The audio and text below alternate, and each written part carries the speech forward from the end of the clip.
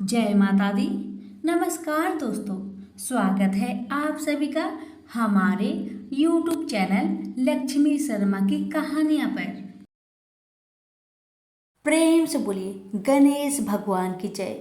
प्रिय भक्तगणों, आज आप सभी श्रवण करेंगे गणेश भगवान की कथा। ये कथा है गणेश जी के वरदान से भिखारी बना करोड़पति। बहुत समय पहले की बात है। किसी गांव के बाहर एक बरगद का पेड़ था, जिसके पास ही गणेश जी का एक छोटा सा मंदिर था। गांव में और मंदिर नहीं थे, इसलिए सब लोग इसी मंदिर में आकर पूजा किया करते थे।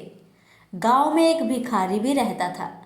भीख मांगना ही उसका काम था। गांव छोटा सा था। भिखारी को काफी भीख नहीं मिलती थी, इसलिए यह और कोई उपाय न देखकर मंदिर के दरवाजे पर बैठने लगा। सोचने लगा कि लोग यहाँ धर्म करने आते हैं और नहीं तो सही पेट भरने लायक भीख तो मिल जाया करेगी। भिखारी दिन भर मंदिर के दरवाजे पर बैठा रहता और जब वहाँ किसी को आते देखता तो शिव शिव रटने लगता। इस तरह बेचारा दिन भर गणेश जी और शिव जी का नाम जपता रहता था, मगर शाम तक उसे भीख मिलती थी। फिर 2-4 मुट्ठी अन्न और कुछ फल मूल और कभी कभी 4-6 पैसे मिलते थे। भला इतनी थोड़ी आमदनी से किसी की गुजर कैसे हो सकती है। फिर भिखारी को अपना ही नहीं बल्कि अपनी बेटी की भी चिंता करनी पड़ती थी।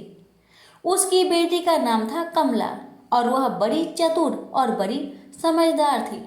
मगर चतुराई और समझदारी से तो पेट की आग नहीं बुझती, उसे तो भोजन चाहिए। इसलिए कमला कभी कभी अपने बाप को भोजन पाने के लिए तंग करने लगती थी। उस वक्त भिखारी के दिल पर बड़ी चोट लगती। उसकी आंखें भर आती थी। वह चिंता के समुद्र में डूब उतरने लगता था। गर्मी के दिन थे। दोपहर का समय था। ऊपर आसमान और नीचे धरती धक धक जल रही थी। चारों तरफ सन्नाटा छा रहा था। ऐसे ही समय में महादेव पार्वती लोगों का सुख दुख देखने इस संसार में आए। चलते चलते वे उसी गांव में पहुंचे और गणेश जी के मंदिर के सामने से निकले। भिखारी उन्हें आते देख ओम नमः शिवाय की रटना रटने लगा। भिखारी की यह हालत देख पार्वती जी को बड़ी दया आई। उन्होंने महादेव जी से कहा, भगवान इस भिखारी की तरफ भी तो देखिए, बेचारा कितना दुखी है। देखिए तो कितने प्रेम से आपका नाम जप रहा है और आप भगवान कितने कठोर है। आपको क्या इस भिखारी पर दया नहीं आई?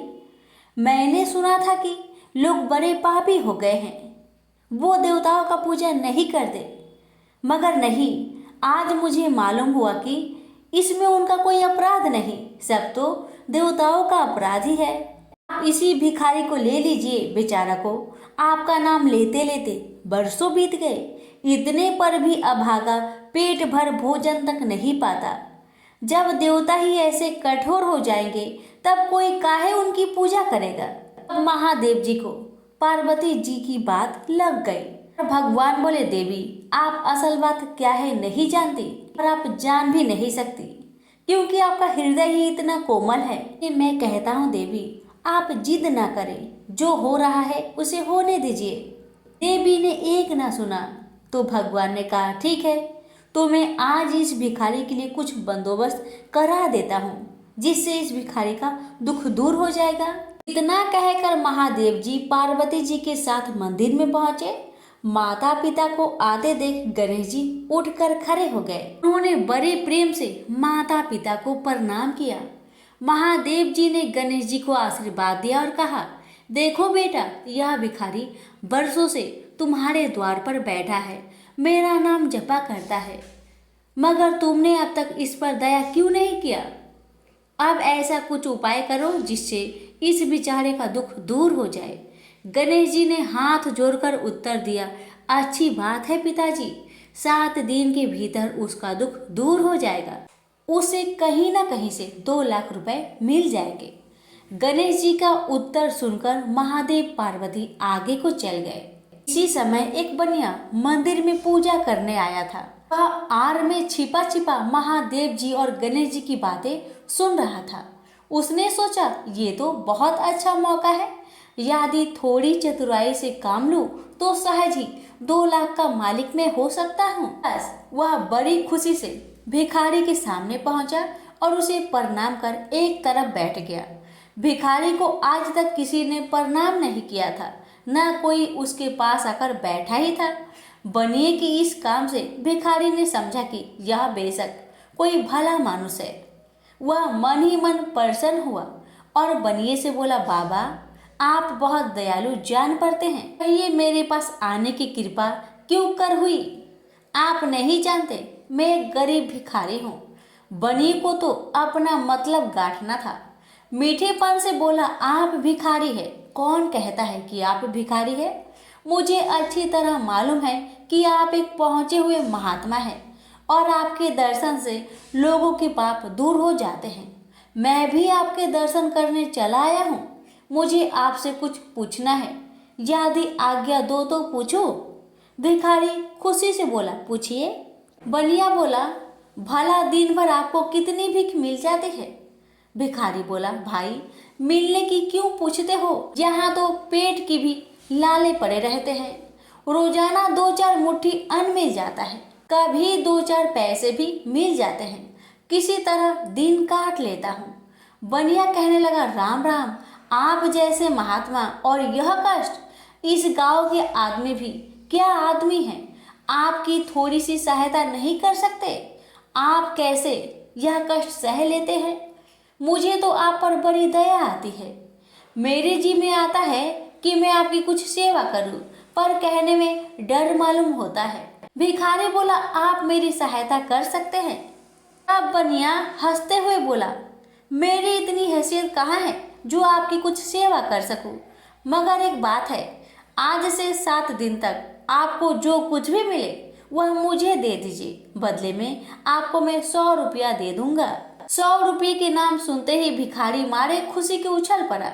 उसने सोचा, अगर 100 रुपये मिल जाए तो क्या कहना, यहाँ तो 7 दिन में 7 आने के सामान भी न मिले, तब तो 100 रुपये छोड़ देना सरासर बेवकूफ़ी होगी, पूरा गधापन है।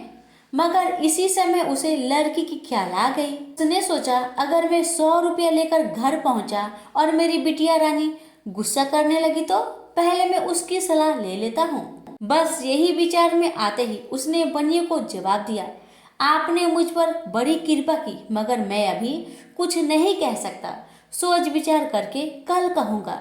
जब बनिया चला गया तब भिखारी ने अपनी बिटिया को बुलाया और उससे सब हाल कह सुनाया। चतुर बिटिया कमला ने फौरन समझ गई कि इसमें जरूर कोई बनिए की शैतानी है। उसने पिता से कहा, बनिया बिना फायदे के क्यों 100 रुपये देने चला? खैर कोई बात नहीं पिताजी, मैं कल उस बनिए से बातें तय कर लूंगी, मगर आप बीच में कुछ ना बोलना। उधर बनिए का बुरा हाल था। रात भर उसके पेट में चूहे उछलते रहे। बड़ी मुश्किल से सवेरा हुआ, बनिए की जान में जान आई। वह हाथ मुंह धोते ही भिखारी के पास आ पहुंचा और छुटते ही बोला, क्या विचार किया आपने? कमला भी बनिए से निपटने को तैयार बैठी थी। बनिए की बात सुनते ही उसने जवाब दिया, सेठ जी, हम लोगों ने विचार किया, भला 100 रुपये में क्या होता है, इतना सस्ता सौदा होना मुश्किल है, माफ कीजिए। कमला का उत्तर सुनते ही बनिए पर मानो बिजली गिर पड़ी। पर लाख रुपए के लालच छोड़ना भी कठिन था। वह 200 रुपये देने को राजी हो गया। अब तो कमला का संदेह और भी पक्की हो गया। वह समझ गई कि बनिया जरूर किसी भारी लाभ के लिए ही इतने रुपए देना चाहता है। उसने जवाब दिया, सेठ जी, इतना सस्ता सौदा और कहीं होता होगा? 100 दो, 100 या 1000 दो, 1000 में तो होता ही क्या है? जो चीज आप कौड़ियों में मोल खरीदना चाहते हैं वह लाख रुपए में भी सस्ती है। यह सुनकर बनिया बहुत घबराया, परंतु उसने अपनी कोशिश जारी रखी। मारे लोभ के वह अंधा हो रहा था। उसको लोभ का भूत सवार हो गया था। उसने 100 दो, 100 से बढ़कर अंत में 50,000 लगा दिए। अब कमला ने सोचा, इतने रुपए थोड़े नहीं होते। अब बिटिया कमला ने सोचा इतने बड़े रकम को छोड़ना ठीक नहीं है।